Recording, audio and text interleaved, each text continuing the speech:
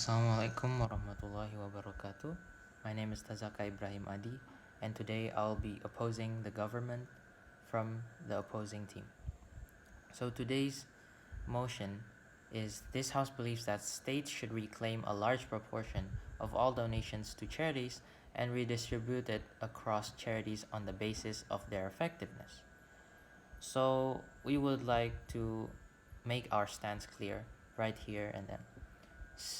Because we believe that states should not be able to reclaim a large proportion of all donations to charities and then redistribute them across charities on the base of their effectiveness. This should not be the procedure of donation distribution. And first of all, donations that have been donated to a particular charity should not be able to be redistributed to a different institution where we didn't intend it to. Let's imagine this for a second. You donate $400. That's a very generous amount for a normal citizen to a charity that helps research for cancer while a global pandemic like the COVID-19 right now is occurring.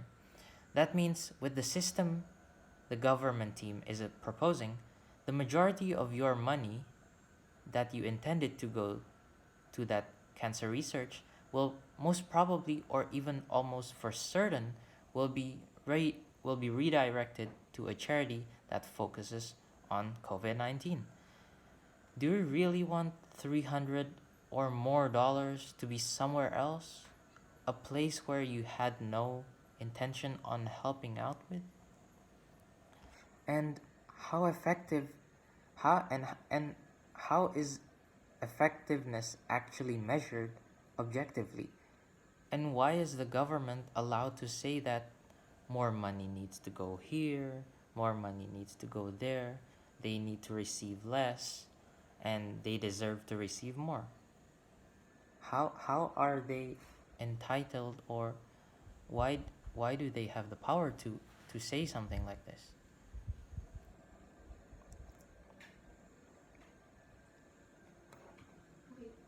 So you're saying a charity for children in need won't have the same rights as a research for a lung cancer? I mean, it sounds like an illogical proposal to me.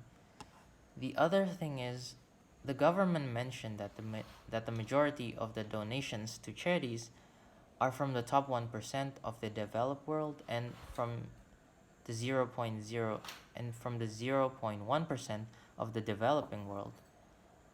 So let's take your data into implementation. If these few people are to donate even larger amounts to your so-called less effective charities, and then your system will then redistribute them to more effective charities, wouldn't they even be more outraged and annoyed by knowing their thousands, hundred thousands, or even millions of dollars have been redirected to a different destination? I mean, if you were in their shoes, I think you wouldn't propose any of this. If this proposal was to be accepted and implemented in a certain nation or state, we're convinced that less and less people would donate to charity in general. If this occurs, then your situation will be a lot worse, because then you'll just be accommodating these more effective charities and then torturing the ones that are labeled less effective. Less input of funds will directly affect the amount that will be redirected to these big institutions. If these large institutions receive a small amount, then what will the small institutions get? Well, nothing. And moreover, you'll just create these very negative labels for your less effective charities, and it will just create a bad image for charities that are coming up and are doing this for a good cause. Sure, less effective charities will probably gobble up more funds and output less in the same time span as an effective charity would. But let's look at the long game here. Let's look at the next 2 years, 5 years, 10 years. I mean, these small charities that are doing this for a cause that is for the long run will probably just be tortured by your proposal.